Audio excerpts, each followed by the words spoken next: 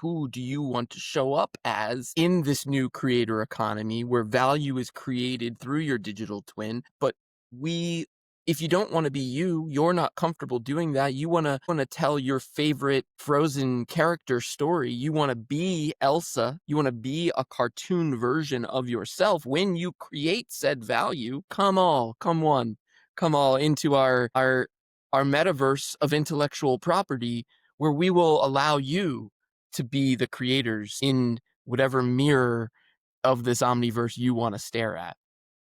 Because We're coming back with a joyous Thanksgiving edition of Off the Record on the Rocks, talking about how we want to be thankful for our lives across all channels, whether I'm at the Thanksgiving dinner table or I'm FaceTiming with friends, calling and texting, or gaming with those far away. I want to feel connected in my digital life. I don't want it to be separate, but yet I'm so glad I'm off from work for another couple days. Yeah, and you can be thankful that we've evolved to a place where a single device conflates our in real life self with our virtual self, and that omni channel can be available anywhere you are as long as you're willing to put your name, image, and likeness in the cloud. Well, then you can access it anywhere. Any device could be a mirror. Well, I'm not sure what color it is. It could be a black mirror. It could be, in this case, an orange mirror, but to, all aspects of your existence, both past, present, and future. I feel like we have definitely hit a new pace of the narrative. We take this thing in chunks as we go throughout 2025, but as we are in the holiday week, it feels like there's rumors of wars getting wrapped up. There's ups and downs and turbulence in the nature in the economy. I can't tell whether or not it's going to be a big Black Friday, whether people are feeling wealthy, whether the Fed's going to cut rates up or down, pulling sideways, zigging and zagging, flying in to this crazy period, this sprint to January 1, this sprint to whatever deal has been struck. The fix is already in. We've got to now shake it all out here on the back half of 2025, the last 6 weeks of the year of 2025.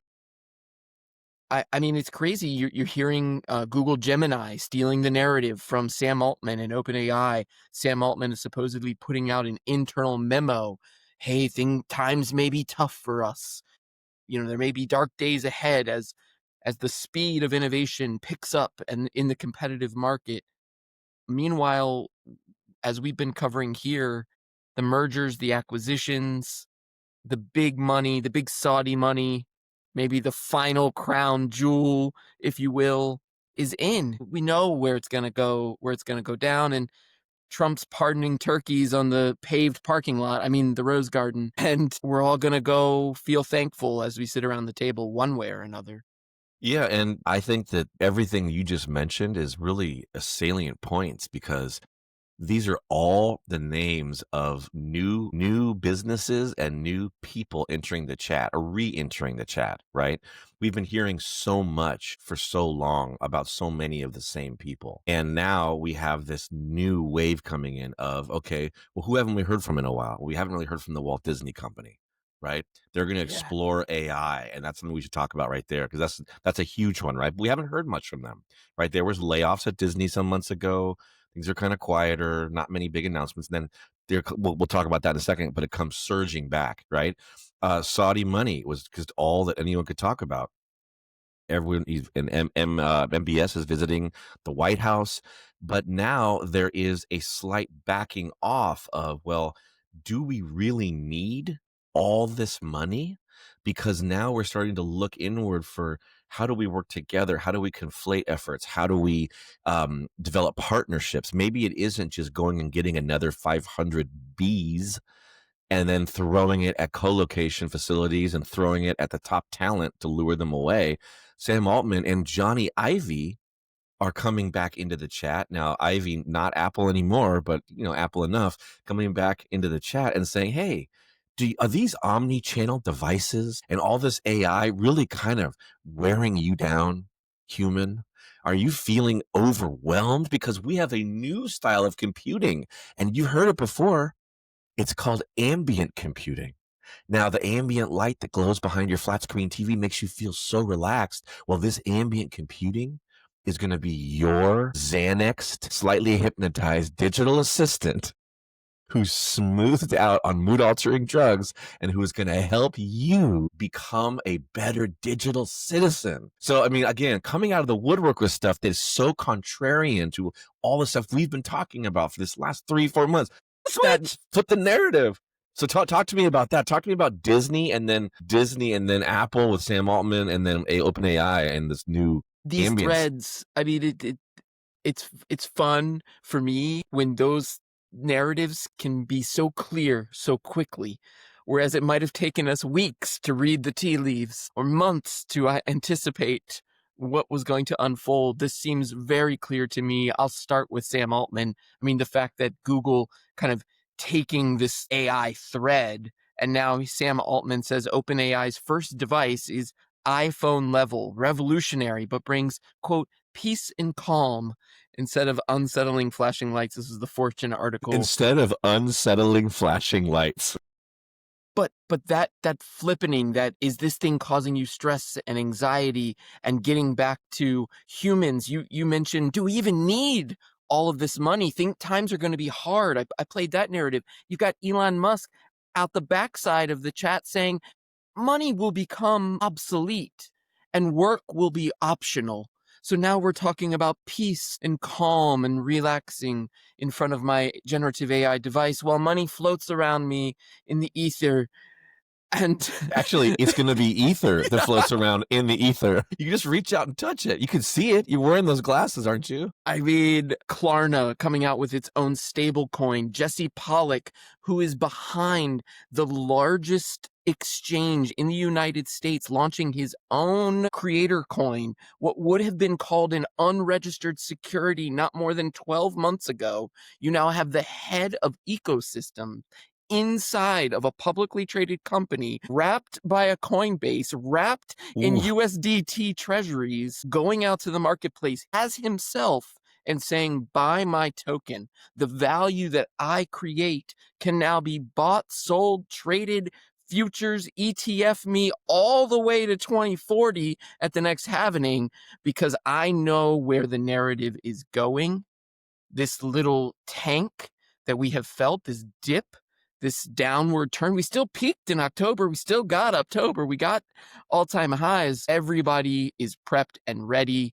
You've got Eric Trump taking his Twitter feed to the BTC America, where what did he show in the video? But he showed the computing power, the chips, the processing of all of these digital twins. If we're going to create this metaverse, we need everybody to have their own Black Mirror running on a server in the cloud. And that's well said. I mean, look, if his father can sell a coin with his name on it, well, why can't Jesse sell a coin with his name on it? And now the creator economy has moved beyond what it is that they create. And it's now at the top level. It's a first level truth layer. Who is it? It's Jesse. Who is it? It's Donald Trump. What comes underneath on the second layer and the third layer? Oh, well, I have a cryptocurrency, or I have a project, or I have AI investments. So I think what you're saying is really interesting, because we talked for so long about how the NFT movement, which obviously is something that it still lingers out there, and people still know there are famous projects from the Bored Apes and the Bored Ape Yacht Club to the crypto punks and so forth. But that actually was the red herring. The objects, the non-fungible tokens themselves, what is actually, or at least what these guys are saying is of value, is a fractional ownership of them, of the creator, not what it is that they create. It's invest in me, because over time, you're going to benefit from all that I create and all that my company creates. And you don't have to worry about picking a project and praying and hoping that it succeeds. Just get on my bus. And this is something that I think is I can't actually believe that the influencer set. So talk about the celebrities who are on the internet who aren't necessarily talking about tech all day long and aren't the ones accumulating Bitcoin and aren't the ones, diving into AI, but the ones who are out there making TikTok video on the regular drip, trying to promote DIY practices or products or services, but they're the talking head. They have a digital twin, right? You're looking at the digital twin because that person on TikTok talking to you is a mirror version of that real human in real life who's way less interesting and way less energetic, but you're investing in that, in the idea of my digital twin. There's a really interesting splitting of hairs there because is it Jesse or is it the digital version of Jesse? Is it Donald Trump It's or is it the idea of Donald Trump that you're investing it's in when you buy those coins?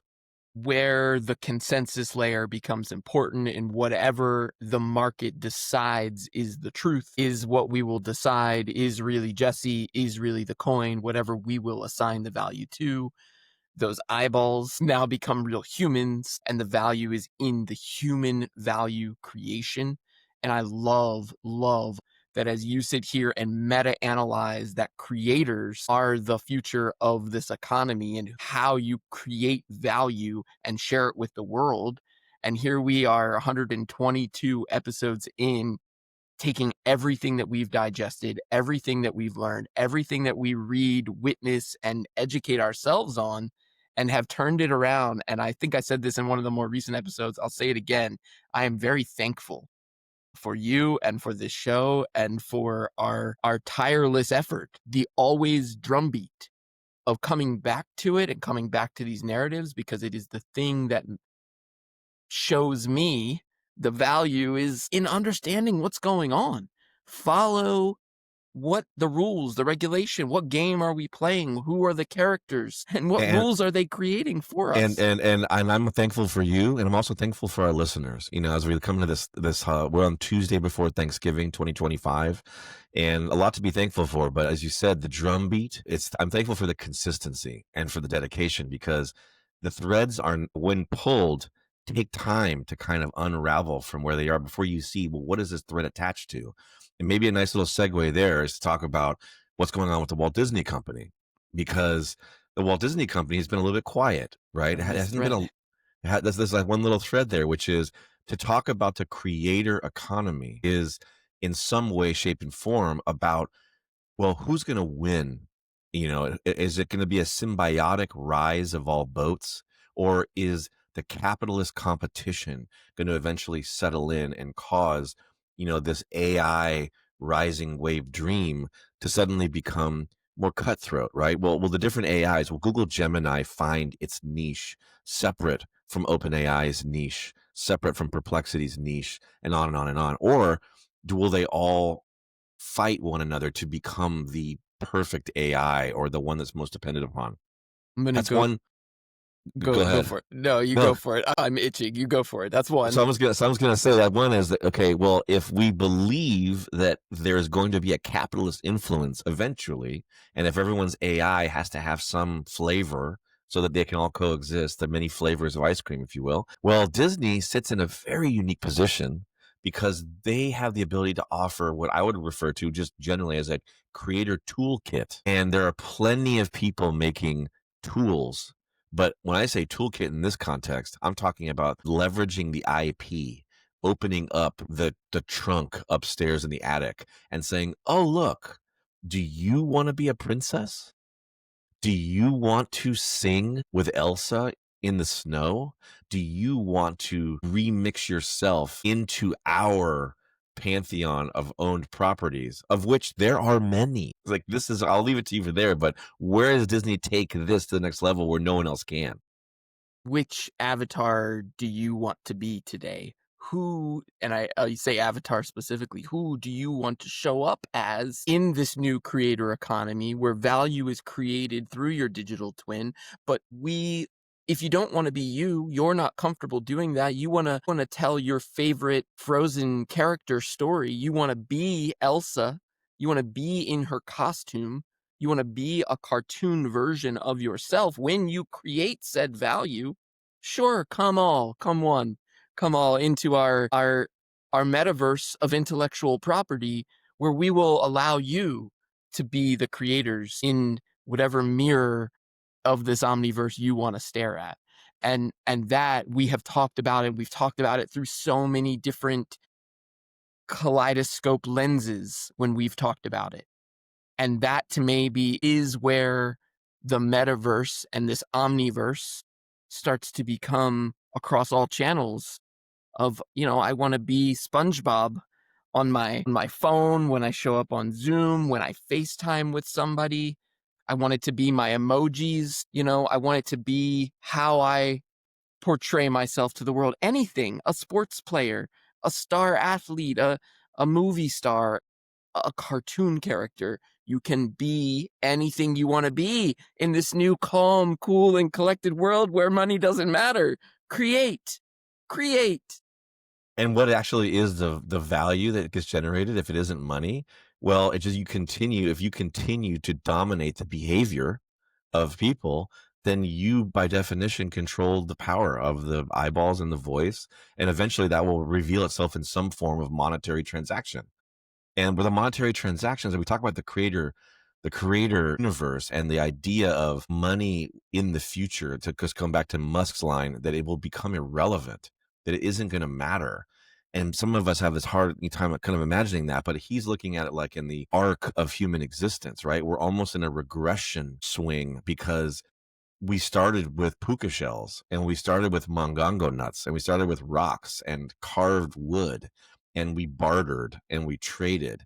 And if you fast forward through time and go through all the various forms of government run fiat, transactions and dollars, eventually to this pinnacle of the United States dollar being backed by the gold standard, and then falling off of that, and then creating derivative products and starting to dilute the idea of what is money, what is the American dollar. And then people want for fearing of de-dollarizing it, because there's this new thing called crypto that gets you around fiat dollars, and everyone's, but then we embrace it, and here we are again. And now Musk says, this is fine, guys, this is fine for now, but I'm looking at it 5, 10, 15, 20. Remember, I'm going to Mars eventually. I don't know what you guys are doing here, but when we're on Mars, when we get to the true creator economy, we are going to be bartering again.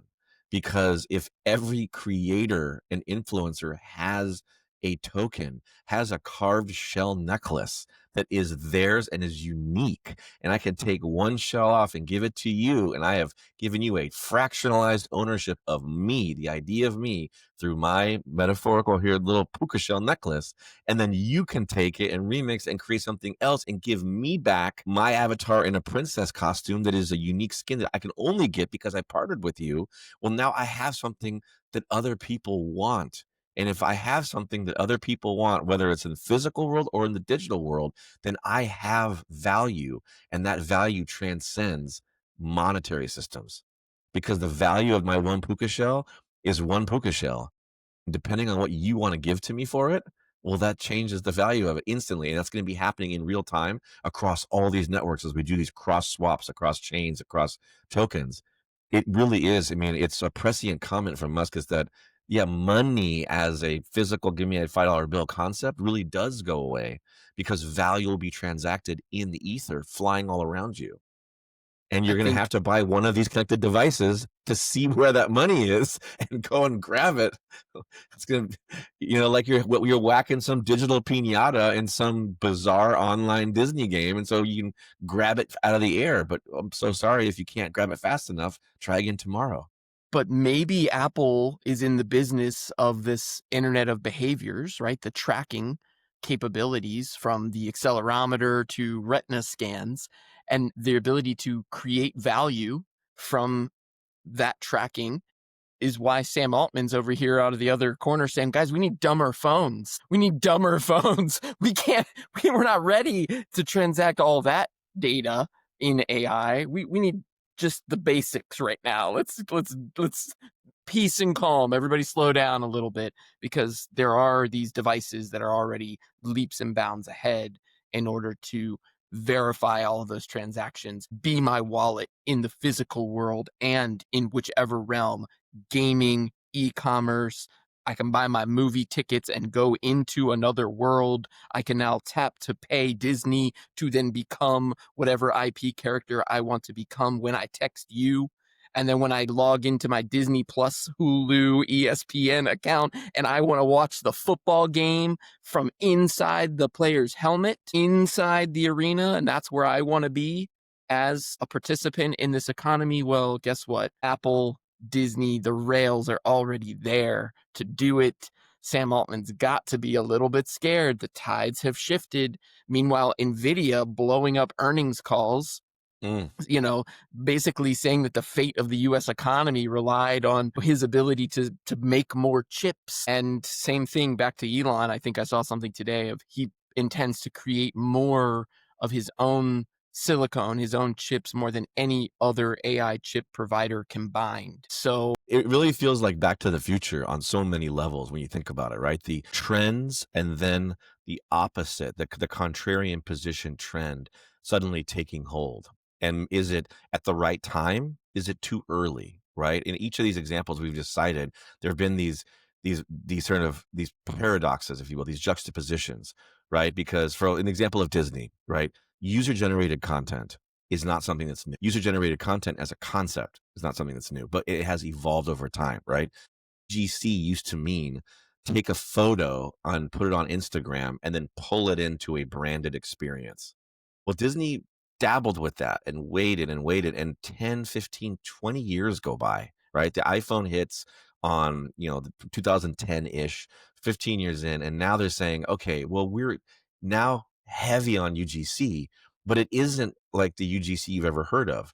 We're breaking this first person, third person wall, which is kind of the other metaphor we've been talking about a lot, right? Everyone who is in the first person wants to get to the third person, and everyone who's in the third person desperately wants to get to the first person. We want to cross that divide. So Disney says, well, we're going to put you as a character in the environment. So suddenly you're no longer the third person viewing your app on the phone. You're in the first person looking out of the eyes of the princess, right? Think about Sam Altman and Johnny Ivy. And okay, there are these wildly powerful devices in our pockets. We talk about the number of physical buildings in 1968 that would hold as many computers to send out a ticker tape to solve some very basic algebra problem. And look how far we've moved. There's 580 of those buildings from the 60s in this phone in my pocket. It tracks your movement. It knows when you're walking, how many steps you've taken. If you have enough devices on, it can tell you if you probably should go take a cholesterol test. If you're wearing the glasses, it could tell you, hey, you need to get some sleep. These bags under your eyes are looking pretty bad. Well, don't worry, we'll tint it so no one can tell. And then Sam Altman, who cannot catch up to that, is it the right time? I don't know from a technology story arc, but is it the right time from a business standpoint? Probably, to say, hey, wait, everybody. We know this is his internal monologue. We know we can never catch them. We don't, that's not what we do. So we're going to create a device that by definition pulls people away from devices. That is a class. I mean, talk about swinging that pendulum once again, taking it from the first person. I'm always looking at my phone. I'm always doom scrolling. There's even a word for it in pandemic. That's the first person. Sam says, no, it's third. Turn it face down and just put it on your nightstand. And then you're just going to lay on your bed and casually talk out loud in a calm way. And the ambient technology will start to compute for you. And so you start to see these interesting juxtapositions. And then the same, of course, we just talked about in the money context, which is how far do you swing that pendulum out to remove yourself from a conversation that you know you can't win? So we're seeing this now across all these different markets, all these different players, is how do you flip the script? How do you move from third person to first or first to third? How do you distance yourself from when someone says, wait, you're a competitor of this company, right? And you say, no, we're not. We don't do anything like they do. We do this new thing, and here's the buzzword that I've created to describe it. And now you can't talk about us in the same breath. It's strategic, but it is a natural progression of how our internet of behaviors spawns new creativity, new innovation. Here, I'll put a finer point on it, and I'll turn it back to you for a second because I know I've been going crazy. But I think about the rise of social media apps. And there was a window of time. And look, my company was a part of it. We were all trying to figure out, how do you capture and share important moments with other people, other brands. And a lot of apps came out, and the ones that won were apps like Instagram, apps like Twitter, apps where in real time you're taking pictures and videos and you're sharing them. And it goes onto a timeline and it becomes a part of your digital history. And then out of nowhere, a couple of scofflaws out of the west side of Los Angeles say, well, I don't want any of my digital footprint to ever be seen. And I'm going to create Snapchat. I'm going to create something that by definition is not what everything else is. It's the exact opposite. It is ephemeral. It goes away. And that created an entire new industry, literally an entire new business of products that could not be talked about in the same vein of a social network in the traditional sense, because it was privatized. It was an enclave. So I'm just saying there is going to be more pendulum swinging back. And we think these are some big bellwether indicators when you look at what Sam Altman, what Elon Musk, what Google are doing. It's differentiation, and it's putting a lot of money where their mouth is to try to make a bet on that play. I would say right now is a very good time to be a founder building at that intersection of AI, Web3, blockchain, all of the things that we've described as we give these intersections. I saw today on Twitter, Alexis Ohanahan retweeted a uh, luxury handbag NFC chip solution where they're putting NFC chips inside of luxury handbags as NFTs to eliminate the fraudulent production of Counterfeit Frauda counterfeits. bags, Yeah, I think it was called moon bags, I think is what it was called. of course. Moon pucks. I gotta go back and look. But what's old is new again. Some of these, it is all about timing. The NFT narrative, there was an education and a training. I think go point directly at somebody like Jesse Pollock, an operator, a Web3 operator who was very prevalent during the NFT rise, now working at a respectable publicly traded institution. And now on the flip side of that, on the other side of that chasm, you know, for some reason, him launching a creator token, to me, there should be little doubt of the safety, of the protection, of the regulatory climate that is now prepped for that type of marketplace. And when you talk about, companies, new companies that are going to arise that will be the antithesis of something, right? The opposite of, there's two sides to every marketplace, a la cow sheep. Light and dark, good and evil. Right, right. And to find the opposite of exactly what's happening in the narrative at the most macro scale, money, and at Mm. the smallest scale of, I say, what you create and how you create it, of whether it's just a one-to-one timeline or me as a creator wanting to be a Disney character. I don't know. To me, there's that gray area that we're in between light and dark and coming out the other side of the tunnel. It's starting to be very clear to me where we are in the timeline. In the transition, yeah, and it's like, are you on the timeline? Is it you over the timeline, or is the timeline fundamentally the platform that you're promoting yourself from? And that's where your comment to me about just now, it resonated. It's the transition, these transition moments of Web 1 and Web 2, Web 2.5, right? Web 1, there's web pages, it's read only. Web 2, you start to create this idea that, well, there might be this mobile component coming that we don't really know what it looks like yet, but it's coming. There's myriad devices, formats. People are reading ebooks, but then they're also looking at these tablet pad, stylus things. Their palm handsprings, their 650 trios. And then there's this 2.5 that people talk about, where suddenly there is user generated content. There is reviews online. You can Yelp and give 5 stars to a restaurant. You can go and write a review for a movie on Rotten Tomatoes, right? There's a 2.5 that then accelerates with the addition of mobile and iPhones. And then there's this Web 3 and blockchain. And as a founder, as a creator in previous lives, when you find yourself at the nexus, at the intersection of those, it's dangerous, because you don't know when the transition will be fully made.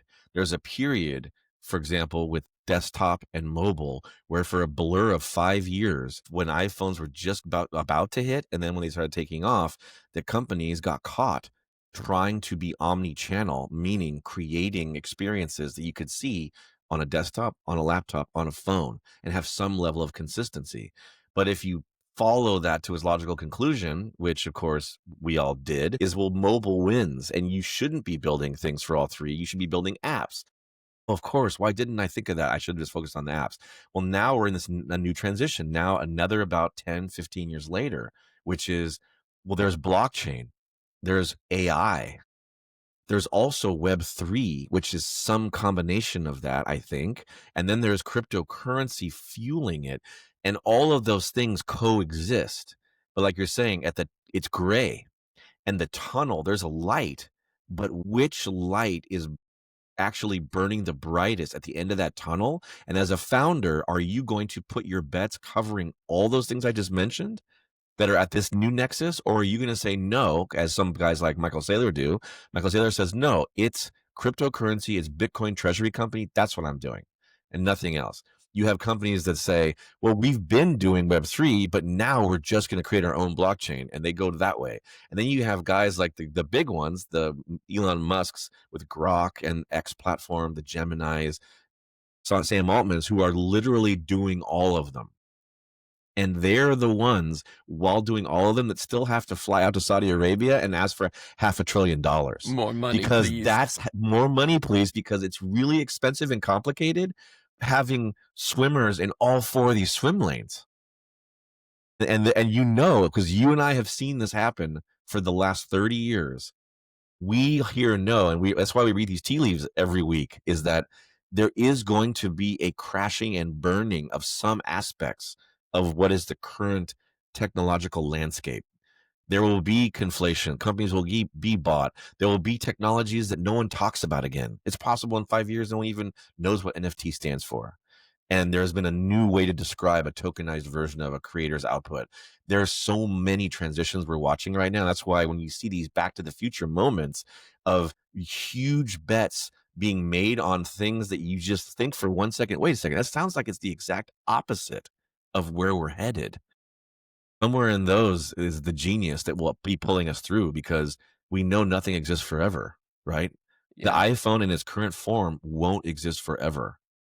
AI in its current form won't exist forever. It'll be used for different things. And only now, the Walt Disney Company is deciding now UGC is important, while everyone else had killed themselves to figure out how to have crowdsourced material in their blah, blah, blah, blah, blah, And Disney is now saying, well, we don't need crowdsourced material because we have access to this LLM.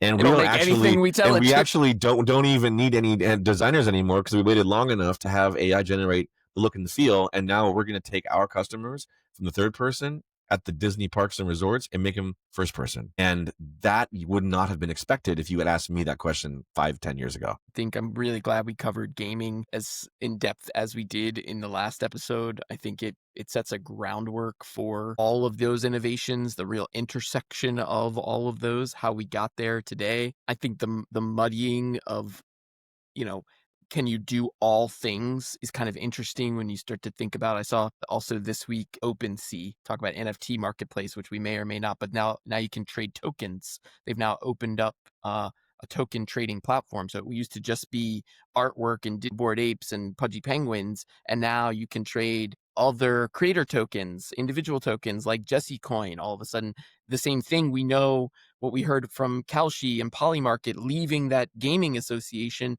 to now be able to bet on anything, including futures. Which does that make them a stock market? And we haven't talked about, but I'll put another pin in it, the Texas Stock Exchange setting up this counterbalance to the New York Stock Exchange so that it is going to run as a 24/7, always on, not just NASDAQ and NYSE listed companies, but likely creator coins and anyone who wants to create and be fractionalized on the blockchain will be welcome.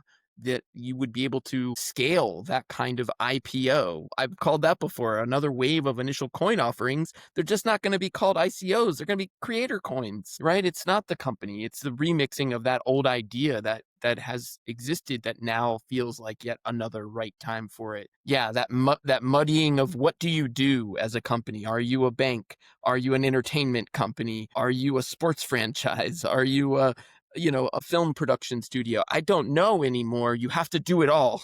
You Well, have and to to be be and to all of have it. it thrown at you by your board, the challenge, right? Which if you rewind to 10, 15, 20 years ago, the way people say it is, hey, you need to we need to diversify our product offering. That's the big D word, right? Diversify. And back then, it was challenging to do that, right? If you wanted to open up or break into a new part of business, often required a lot of capital and a lot of training up, and you were coming from behind and struggling and everything else. And you didn't click, snap your fingers, click your buttons and say, well, we're going to diversify into these 5 new revenue streams. It's more like we have one. Okay, now we're going to add another 2 years from now. But today, the danger, the other D word of diversification is anyone can do it lightning fast. So now it's not, can you diversify? It's not even will you, it's just how, to what extent, because it's very How many easy chips do you have? How to fast can you go? over diversify, like what you're saying with all these stock markets chasing prediction markets chasing stock markets. This year alone, all of this diversification and expansion has occurred. It doesn't take long. Now it's just copy paste. I'm doing it. You want a creator coin? Copy paste, put toner on it. Now you have it, right? I did it in 2 minutes and now it's minted. There is no opportunity cost in the short term. The opportunity cost is the long term, because if you diversify yourself into the ethers, then you're no much better than all that fake value floating around as you look through your meta goggles. Here's a great example too, where is the tail wagging the dog, right? This article hit today. I sent it to you. Grayscale, old school guys who had been battling the SEC along with like Kathy's ARK investments, along with these different early, with the 11 or 12 original submissions to do the Bitcoin spot ETFs. This is back when Gary Gensler was running the SEC like it was the Kremlin.